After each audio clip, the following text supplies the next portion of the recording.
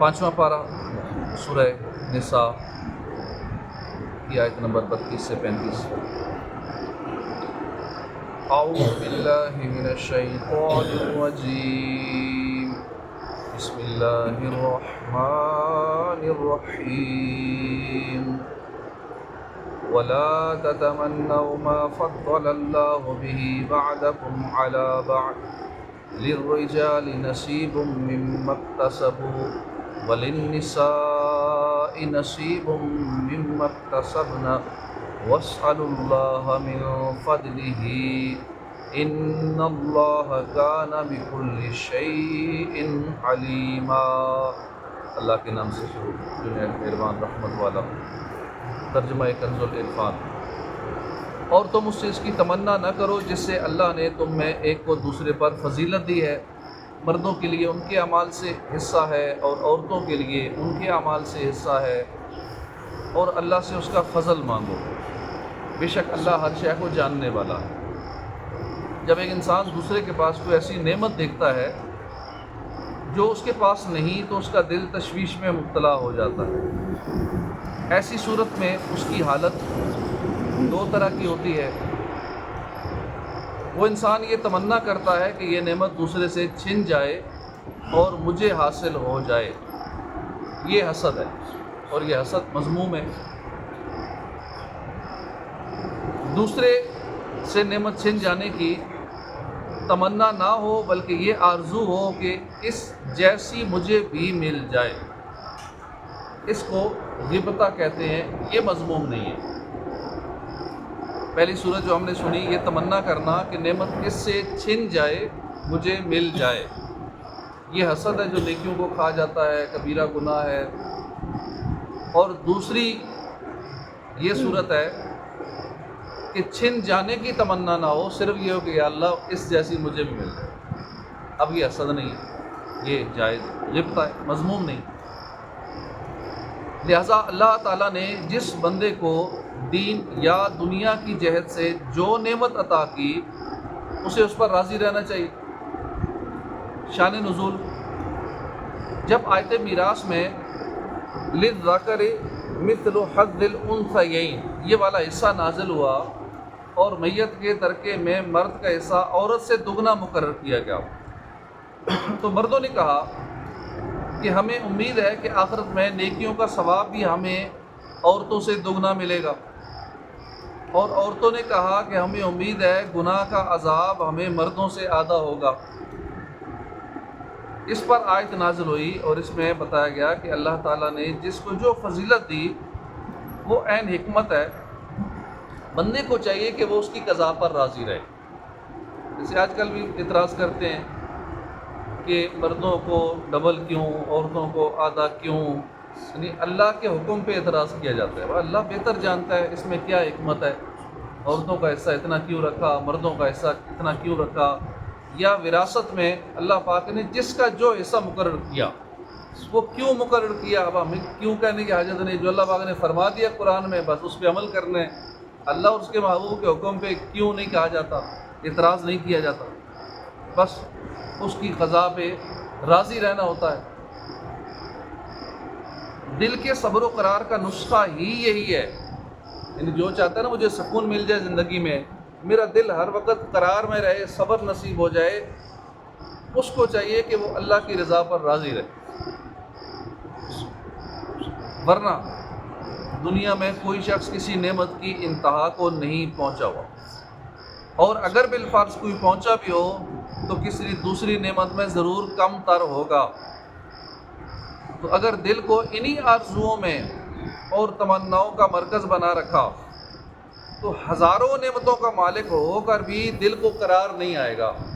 اگر اسی چکر میں پھنس گیا کہ مجھے یہ بھی نہیں ملی، یہ نعمت نہیں ہے، فلاں کے پاس یہ ہے، میرے پاس یہ نہیں ہے، اگر اس چکر میں پڑ گیا، اور باقی لوگ پڑے ہوئے ہیں اس دور میں، جس وجہ سے بے سکونی ہے، بے چینی ہے، کوئی بندہ خوش نہیں، جو بندہ جو کام کر رہا ہے وہ اپنے کام سے مطمئن نہیں، کہتا ہے دوسرا ٹھیک ہے، وہ کام میں کرتا تو وہ اچھا ہوتا، اپنے کام سے مطمئن کوئی نہیں، دوسروں کو دیکھ کے کہتے ہیں کاش میں یہ کرتا، یہ میرے پاس ہوتا، میں ایسا کر رہا ہوتا، کاش یہ ہوتا، پچھلے معاملات پہ افسوس کر رہے ہوتے ہیں۔ اگر میں یہ کر لیتا تو اب یہ ہوتا، کاش میں یہ کر لیتا۔ بھائی ٹھیک ہے، جو ہوا اللہ کی مرضی ہے، اللہ کی رضا پہ راضی رہنے دے۔ جس حال میں اس نے رکھا، جو حالت ہے وہ ٹھیک ہے، اللہ کی رضا پہ راضی رہنا چاہیے۔ جیسے ایک آدمی 1 ارب روپے کا مالک ہے، لیکن خوبصورت نہیں ہے، پیسے والا ہے، خوبصورتی نہیں۔ اگر وہ خوبصورتی کی تمنا کرتا رہے گا تو جینا دوبر ہو جائے گا۔ اور اگر ایک آدمی خوبصورت ہے لیکن جیب میں پیسہ نہیں ہے، اب وہ پیسے کو روتا رہے گا تو بھی بے قرار رہے گا۔ اور جس کے پاس پیسہ اور خوبصورتی کچھ نہ ہو لیکن وہ کہے کہ میں اللہ کی رضا پر راضی ہوں، اور پھر وہ صبر کر کے آخرت کے ثواب کو پیش نظر رکھے، تو یقیناً آدمی کا دل سکون پا لے گا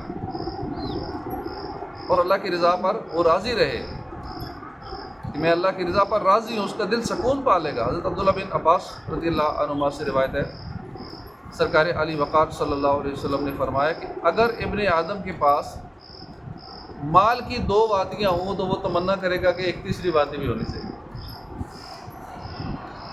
1 کروڑ آ گیا تب کہے گا کہ 1 اور کروڑ بھی آ جاتا تھا، اب 2 آ گئے نا، پھر وہ 4 کی تمنا کرے گا۔ اس کی تمنا آگے بڑھتی چلی جائے گی، اس کی خواہشات بڑھتی چلی جائیں گی۔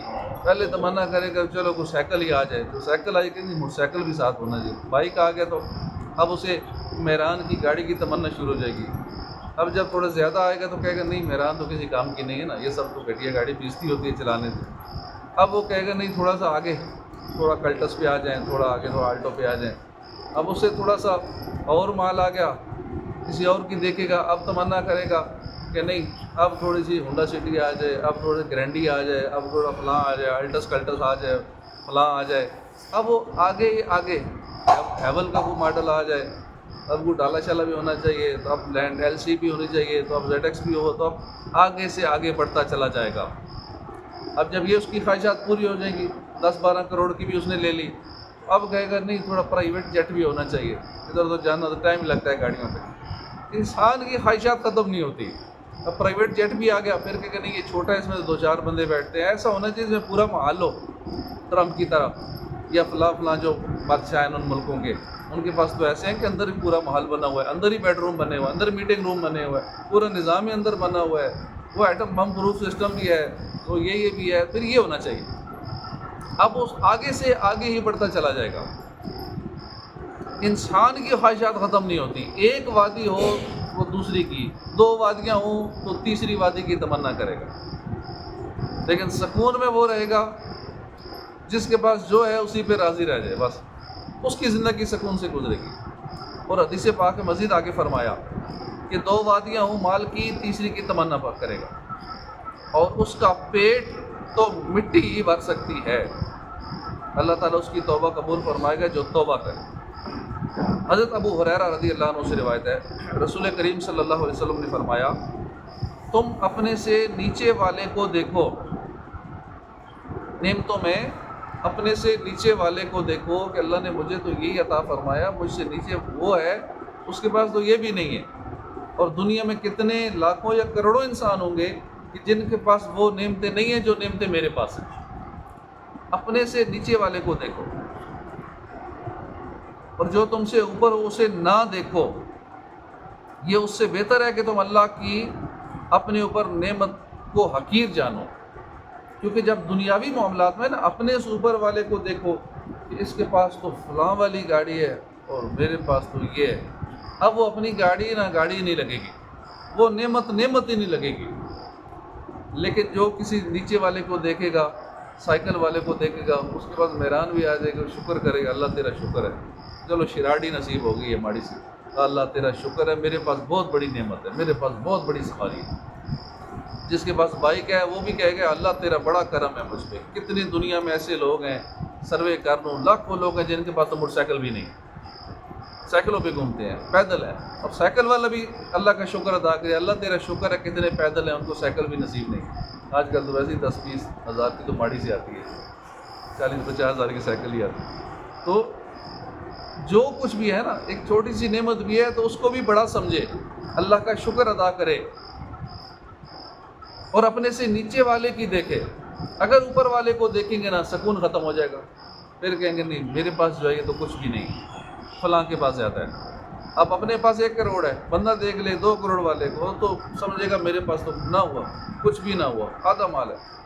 لیکن یہ دیکھے گا بیچارے فلاں کی تو دیہڑی بھی نہیں لگ رہی، 1000 روپے دیہڑ بھی نہیں کما رہا، 0 آمدنی فلاں کی، تو میں کتنا بڑا خوش نصیب ہوں. ہر وقت ہی انجوائے کرے گا، خوشی بھی محسوس کرے گا، اللہ کا شکر بھی ادا کرتا رہے گا. جب اللہ کا شکر ادا کریں گے دل سکون پائے گا، اور شکر کرنے والے کو اللہ پاک اور عطا فرما دیتا ہے. اس کی جو نعمت ہوتی ہے وہ بھی محفوظ ہو جاتی ہے. شکر کے پنجرے میں کہتے ہیں نعمت کو قید کر لو، تو اس کی نعمت بھی محفوظ ہو گئی اور اللہ اور بھی عطا فرما دے گا. جو ہے اسی پہ اللہ کا شکر ادا کرنا ہے.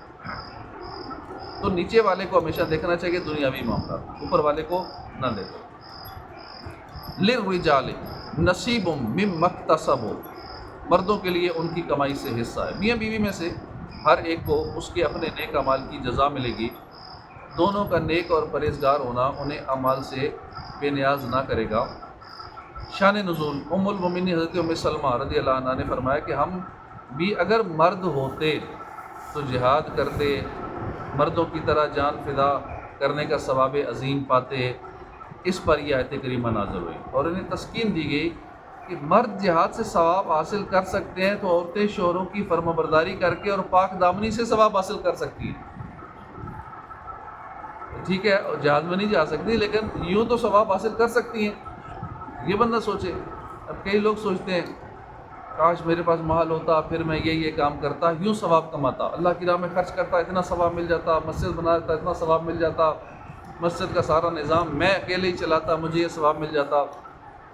اب اس چکر میں وہ مال زیادہ کی تمنا کرتا رہے گا. لیکن اگر وہ یہ سوچ لے کہ ٹھیک ہے میں اس طرح مال نہیں ہے، میں یہ والا ثواب نہیں کما سکتا کہ میں اللہ کی راہ میں خرچ کروں یا کوئی مدرسہ بنا دوں یا سارا مہینے کے خرچے ہی میں اٹھا لوں، چلو یہ اگر نہیں کر سکتا تو اور تو نیکیاں بہت ساری کر سکتا ہوں.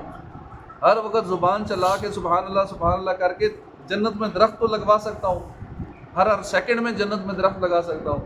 درود پاک پڑھ کے ایک بار پڑھ کے 10 رحمتوں کا مستحق تو ہو سکتا ہوں. ایک بار درود پاک پڑھ کے 10 گناہ تو مٹوا سکتا ہوں. جنت کے 10 درجے ڈائریکٹ جمپ کر کے وہ مل سکتے ہیں، پانی کا حقدار بن سکتا ہوں کیونکہ ایک بار درود پاک پڑھتا ہے 10 گناہ مٹا دیے جاتے ہیں، نامہ اعمال میں 10 نیکیاں لکھ دی جاتی ہیں، 10 درجے یکدم بلند ہو جاتے ہیں. تو اور بہت ساری نیکیاں وہ تو کر سکتا ہوں، لیکن بعض اوقات ہماری ایک ہی طرف توجہ رہتی ہے اور باقی جو چیزیں ہم ویسے ہی چھوڑ رہے ہوتے ہیں. تو یہ آیت کریمہ نازل جو ہی انہیں تسکین دی گئی کہ مرد جہاد سے ثواب حاصل کر سکتے ہیں تو عورتیں مردوں کی شوہروں کی فرما برداری کر کے ثواب حاصل کر سکتی ہیں اور پاک دامنی سے ثواب حاصل کر سکتی ہیں. وَاسْأَلُوا اللَّهَ مِن فَضْلِهِ، اور اللہ سے اس کا فضل مانگو. سبحان اللہ. دلوں کے قرار کا کتنا پیارا بیان فرمایا کہ اللہ سے اس کا فضل مانگو، کیونکہ حقیقت میں جو سب سے بڑی چیز ہے نا وہ اللہ کا فضل و کرم ہے. اعمال میں کسی کو دوسرے سے لاکھ گنا زیادہ بھی ثواب ملتا ہو لیکن اس کے باوجود وہ اللہ کے فضل ہی کا محتاج ہے، کیونکہ اس کا جنت میں داخلہ تو اللہ کے فضل سے ہوگا. بندہ جتنا مرضی بڑا نیک آدمی ہے لیکن جب تک اللہ کا فضل نہیں ہوگا وہ جنت میں نہیں جا سکتا. اس لیے نیک ہو یا بد اسے اللہ کا فضل ہی مانگنا چاہیے. عدل کریں تا تھر تھر کمر اونچیاں شانہ والے، فضل کریں تا بخشے جاون میں امر کے مطالب. اللہ کا فضل مانگنا چاہیے. بغیر فضل کے اپنے عمل سے کوئی جنت میں نہیں جائے گا، ہمیشہ اس کا فضل مانگیں. وَلِكُلٍّ جَعَلْنَا مَوَالِيَ مِمَّا تَرَكَ الْوَالِدَانِ وَالْأَقْرَبُونَ وَالَّذِينَ عَقَدَتْ أَيْمَانُكُمْ فَآتُوهُمْ نَصِيبَهُمْ إِنَّ اللَّهَ كَانَ عَلَى كُلِّ شَيْءٍ شَهِيدًا. اور ماں باپ اور رشتہ دار جو کچھ مال چھوڑیں ہم نے سب کے لیے اس مال میں مستحق بنا دیے، اور جن سے تمہارا معاہدہ ہو چکا ہے انہیں ان کا حصہ دو، بے شک اللہ ہر شے پر گواہ ہے. اس سے عقد موالات مراد ہے. اس کی صورت یہ ہے کہ ایسا شخص جس کا نسب مجہول ہو وہ دوسرے سے یہ کہے کہ تو میرا مولا ہے، میں مر جاؤں تو تو میرا وارث ہوگا. اور میں کوئی جرم کروں تو تجھے دیت دینی ہوگی۔ دوسرا کہے میں نے قبول کیا، اس صورت میں یہ عقد صحیح ہو جاتا ہے اور قبول کرنے والا وارث بن جاتا ہے اور دیت بھی اس پر آ جاتی ہے، اور دوسرا بھی اسی کی طرح سے مجہول النسب ہو اور ایسا ہی کہے اور یہ بھی قبول کر لے، ان میں سے ہر ایک دوسرے کا وارث اور اس کی دیت کا ذمہ دار ہوگا۔ یہ عقد ثابت ہے اور صحابہ کرام اس کے قائل ہیں۔ اس کو عقد موالات کہتے ہیں، جس کا کوئی وارث نہ ہونا، مال بہت ہے، زمینیں بہت ہیں۔ اکثر لوگوں کو دیکھا ہے کہ مال زیادہ ہے لیکن اولاد نہیں ہے، اب وہ نکاح کریں گے، شادی کریں گے، میرا وارث کوئی نہیں ہے، میرا وارث ہو جائے، وارث ہو جائے۔ کوئی وارث ہونے کا طریقہ قرآن نے یہ بھی تو بتا دیا ہے کہ کسی سے وہ عقد موالات کر لو، وارث بن گیا۔ لازمی نہیں شادی کر کے انہیں پہ اولاد ہو نہ ہو کوئی پتہ نہیں، کئیوں کی صرف بیٹیاں ہوتی ہیں، بیٹے نہیں ہوتے، وہ اس لیے پھر اور شادی کر لیتے ہیں، 60-70 سال کی عمر میں بھی کرتے ہیں کہ جو بیٹے نہیں ہیں، میری اتنی زمینیں ہیں، اتنی جائیداد ہے، وارث کوئی نہیں ہے، تو اس وراثت کے چکر میں وہ نئی شادی کرتے ہیں بڑھاپے میں بھی، تاکہ کوئی اولاد بیٹا پیدا ہو جائے۔ تو قرآن نے یہ بھی تو حل بتا دیا، اس کو عقد موالات کہتے ہیں۔ کسی سے کہے کہ تو میرا وارث ہے، وہ قبول کر لیا، میں وارث بن گیا، مرنے کے بعد ساری جائیداد اس کو چل گئی۔ اور اگر بالفرض کوئی نہیں ہے، بہت سارے ایسے ہیں کہ جن کا کوئی نہیں ہے وارث، ان کو چاہیے نا اللہ کی راہ میں ساری دے دو، یوں کر سکتے ہیں۔ اپنی زندگی میں ہی بہت سارے نئے کام ہیں، مساجد بنا جائیں، مدارس بنا جائیں، اور ایسے سسٹم بنا جائیں کہ ثواب جاریہ کے ذرائع بنتے رہیں۔ لازمی ہے کہ وہ وارث لازمی پیدا کرنا ہے کہ اسی کو دینی ہے، تو کیوں نہ ساری اپنے اکاؤنٹ میں جمع کرا دیں۔ اتنی دولت ہے زندگی ہی میں، یا اگر ڈر ہے کہ زندگی میں دے دوں گا تو پھر اگر تھوڑا زیادہ زندہ رہ گیا تو پھر کہاں سے کس سے مانگوں گا، اس کا بھی طریقہ ہے۔ وہ یوں کر لے کہ جب تک میں زندہ ہوں تب تک میں اتنے مال کا وارث رہوں گا تاکہ میرا نظام زندگی چلتا رہے، مانا خرچہ چلتا رہے۔ تو میں مر جاؤں تو اس کے بعد یہ اللہ کی راہ میں وقف ہے، یوں کر جائے تو ٹھیک ہے، ایسے بھی ہو سکتا ہے۔ اس کے مرنے کے بعد فوراً سارا وقف ہو جائے گا، اللہ کی راہ میں چلا جائے گا، ایسے بھی اس کو ثواب مل سکتا ہے۔ لیکن کئی لوگ ایسے نہیں کرتے، اور جیسے ہی فوت ہوئے ان کے بہت سارے دائیں بائیں سے رشتہ داروں میں سے وارث آ جاتے ہیں، اور سارے وہ اس پہ قبضہ جما لیتے ہیں، اور یہ بیچارہ ساری زندگی کما کما کے اور یہ قبر میں جاتا ہے، اس کا مال اس کو کک فائدہ نہیں دیتا، کیونکہ تو اب کسی کے لیے چھوڑ کے مر گیا۔ اپنی زندگی میں اللہ کی راہ میں دے جاتا تو قبر میں جاتا تو آگے اکاؤنٹ میں سارے اس کا مال موجود ہوتا۔ تو یہ غلطی بہت سارے لوگ کر رہے ہیں۔ الرجال قوامون على النساء بما فضل الله بعضهم على بعض وبما أنفقوا من أموالهم فالصالحات قانتات حافظات للغيب بما حفظ الله واللاتي تخافون نشوزهن فعظوهن واهجروهن في المضاجع واضربوهن فإن أطعنكم فلا تبغوا عليهن سبيلا إن الله كان عليا كبيرا۔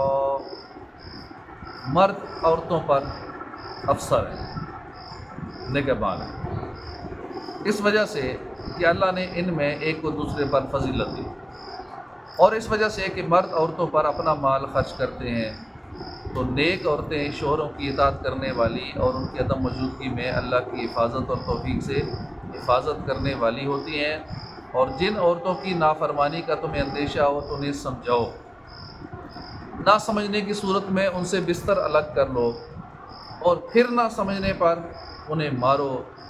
پھر اگر وہ تمہاری اطاعت کر لیں تو اب ان پر زیادتی کرنے کا راستہ تلاش نہ کرو، بے شک اللہ بہت بلند بہت بڑا ہے۔ الرجال قوامون علی النساء، یہ اللہ پاک نے قانون قاعدہ بنا دیا، مرد عورتوں پہ افسر ہے، مرد سینئر ہے، مرد نگران ہے، لیکن حالات بڑے عجیب ہیں، مردوں کو افسر نہیں سمجھا جا رہا، بلکہ اس کو اپنے انڈر کرنے کی کوشش کی جاتی ہے کہ مرد ہمارے قابو میں رہے، اور قابو کے چکر میں لوگوں سے مشورے لینا کہ کیسے قابو کرنا ہے، بلکہ شادی سے پہلے ہی قابو کرنے کے طریقے سیکھ لی ہوتی ہیں ادھر ادھر سے، بعض کا اس کے ماں باپ بہن بھائیوں کی طرف سے بھی یہی ہوتا ہے کہ یوں کرنا ہے تو اپنے جاتے ہی بالکل اپنے ہاتھ میں رکھنا ہے، قدموں میں رکھنا ہے، اپنی مٹھی میں رکھنا ہے، اپنے انڈر رکھنا ہے، تمہاری ہر بات مانے، ایسے باتیں منوانی ہیں۔ پھر اور بھی ادھر ادھر سے سرچ کر کے طریقے ڈھونڈ رہی ہوتی ہیں، پھر بھی قابو نہیں آ رہا۔ پھر عاملوں سے رابطے کیے جاتے ہیں، عاملوں کے چکر میں پڑ جاتی ہیں، اور عامل تو پھر بیٹھے اسی کام کے لیے، وہ پھر عزتیں بھی لٹتی ہیں، تو پھر مال بھی جاتا ہے، تو سونا بھی جاتا ہے، سب کچھ جاتا ہے، کیونکہ عامل لوگ ہیں پھر، کیونکہ وہ گھر سے چھپ کے سارا کر رہی ہے، شوہر کو قابو کرنے کے لیے کہہ رہے، تو شوہر سے چھپ کے ہی سارا ہو رہا ہوتا ہے کہ شوہر کو ہی قابو کرنا ہے، تو شوہر کو بتا کے تھوڑی ہونا ہے کہ میں تمہارے خلاف یہ عملیات کر رہی ہوں، یا میں فلاں عامل سے چھپ چھپا کے معاملہ جاری ہے۔ تو پھر بہت سارے جب واقعات ہو جاتے ہیں تو پھر پچھتاتی ہیں یہ کیا ہو گیا، اور پھر عاملوں کے چکر میں جو پڑتا ہے نا، پھر عامل لائف ٹائم اسے کسٹمر بناتا ہے، وہ پھر کسٹمر جان نہیں دیتا۔ تو اس لیے ان چکروں میں نہیں پڑھنا چاہیے۔ خواتین ویسی ناقص العقل ہوتی ہیں، بس چپ کر کے جب اللہ نے فرما دیا تو مردوں کے انڈر ہو تو بس مان لینا چاہیے، اللہ رسول کے حکم کے آگے سر تسلیمی خم کر لینا چاہیے کہ ہم انڈر ہی ہیں، تو یس سر، بس جی حضور یہی کرنا ہے۔ آگے سے سینئر کو آنکھیں نہیں دکھائی جاتی، سینئر پہ حکم یا آرڈر نہیں چلائے جاتے، مرد کی مانی جاتی ہے۔ یہ گھر گھر کا مسئلہ ہے، مرد پریشان ہے، کوئی تنگ کر رکھا ہے، بھائی جونیئر بھی سینئر کو تنگ کرتا ہے، افسر کو بھی تنگ کیا جاتا ہے، پورا نظام ڈسٹرب ہو جاتا ہے۔ مرد حاکم ہے، بادشاہ ہے، بس اس کو بادشاہ نہیں مانیں گے تو سسٹم ہی ڈسٹرب ہو جائے گا۔ ملک میں کوئی عوام بادشاہ نہ مانے کسی کو، پورا سسٹم ہی ڈسٹرب ہو جائے گا، مان نہیں رہے بادشاہ۔ تو گھر میں بھی اسی طرح مرد کو اگر بادشاہ نہیں مانا جائے گا، نگران، نگہبان، سینئر آفیسر، جو قرآن نے فرمایا الرجال قوامون علی النساء، عورتوں پر مرد نگران ہے، حاکم ہے، اگر نہیں مانا جائے گا اس گھر کا نظام درم برم ہو جائے گا، گھر کے اندر بے سکونی ہو جائے گی، اور اپنی آخرت جو برباد عورتوں کی ہوگی وہ الگ ہوگی، کیونکہ اللہ کے حکم کو نہیں مان رہی۔ تو اب یہ ویڈیو سن کے غصہ تو آ رہا ہوگا لیڈیز کو کہ شاید ہمارے خلاف بیان ہو رہا ہے، خلاف نہیں ہو رہا، اللہ کا حکم سنایا جا رہا ہے۔ الرجال قوامون، کہ مرد نگران ہے، مرد بادشاہ ہے، مرد حاکم ہے گھر پہ، تو یہ اپنی طرف سے ہم بیان نہیں کر رہے، اللہ کا حکم سنا رہے ہیں، تو مان لینا چاہیے۔ کئی امور میں نا عورت کی جو ضروریات ہیں اس کی حفاظت، اسے ادب سکھانے اور دیگر کئی امور میں مرد کو عورت پر تسلط حاصل ہے، گویا کہ عورت جو ہے نا وہ رعایا ہے، مرد بادشاہ ہے، اس لیے عورت پر مرد کی اطاعت لازم ہے۔ اس سے ایک بات یہ واضح ہوئی کہ میاں بیوی کے حقوق ایک جیسے نہیں، وہ کہتے ہیں برابر، سب برابر ہیں، تم نے یہ کیا تو میں یہ کروں گی، یہ برابر والا کھاتا رکھتی ہیں، ایسے نہیں، ایک جیسے حقوق نہیں ہیں میاں بیوی کے، بلکہ مرد کے حقوق عورت سے زیادہ ہیں، اور ایسا ہونا عورت کے ساتھ یہ ناانصافی نہیں ہے، ظلم نہیں ہے، بلکہ عین انصاف ہے، اور یہ حکمت کے تقاضے کے مطابق۔ شان نزول، حضرت سعد بن ربیع رضی اللہ تعالیٰ عنہ نے اپنی بیوی حبیبہ کو کسی خطا پر ایک تمانچہ مارا، جس سے ان کے چہرے پر نشان پڑ گیا۔ یہ اپنے والد کے ساتھ حضور کی بارگاہ میں اپنی شوہر کی شکایت لے کے چلے گئے، حاضر ہوئی، سرور دو عالم صلی اللہ علیہ وسلم نے قصاص لینے کا حکم فرمایا۔ تب یہ آیت نازل ہوئی تو آپ صلی اللہ علیہ وسلم نے قصاص لینے سے منع فرما دیا، لیکن یہ یاد رہے کہ عورت کو ایسا مارنا ناجائز۔ حضور نے قصاص کا حکم دیا، پھر یہ آیت کریمہ نازل ہو گئی کہ نہیں مرد حاکم ہے، پھر حضور نے قصاص منع فرما دیا کہ ٹھیک ہے نہیں اس نے مارا ہے تو، لیکن ایسا کرنا درست نہیں ہے، ناجائز ہے۔ بما فضل اللہ بعضهم علی بعض، اس وجہ سے کہ اللہ نے ان میں ایک کو دوسرے پر فضیلت دی، کہتے ہیں نا برابر ہیں، مردوں عورتوں کے حقوق برابر ہیں، ایسا نہیں اللہ فرما رہا ہے فضیلت دی ہے تو لوگ کہیں کہ نہیں فضیلت نہیں دی، برابر ہیں، شانہ بشانہ دونوں برابر ہیں، جیسا وہ کرے گا ہم بھی ایسا کریں گی، اینٹ کا جواب پتھر سے دیں گی، تو ہم بھی کو کم ہے کسی سے، ادھر سے وہ گورنمنٹ کا تھوڑا سہارا مل جاتا ہے قانون کا، وہ تنگ کرے تو اس نمبر پہ فون کرنا، یہ کرنا وہ کرنا، وہ این جی اوز انسانی حقوق کی تنظیمیں وہ ساتھ دینے والی ہو جاتی ہیں، تو اس سے پھر اور ذرا ان خواتین کو حوصلہ مل جاتا ہے، وہ پھر الٹے اللہ کے حکم کی خلاف ورزی پہ اتر آتی ہیں کہ نہیں ہم انڈر نہیں ہیں، ہم تو برابر ہیں، بلکہ برابر سے بھی اوپر چلے جاتے ہیں، برابر بھی نہیں ہیں، اوپر ہیں، حاوی ہیں، افسر ہم ہیں، یہ اللہ کے حکم کے بالکل ہی الٹ کھاتا ہو جاتا ہے۔ جس وجہ سے اپنی دنیا بھی خراب کرتی ہیں، اپنی آخرت بھی خراب کرتی ہیں۔ اللہ پاک کی ہدایت نصیب فرمائے، عمل کی توفیق عطا فرمائے، آمین بجاہ نبی الامین صلی اللہ علیہ وآلہ وسلم۔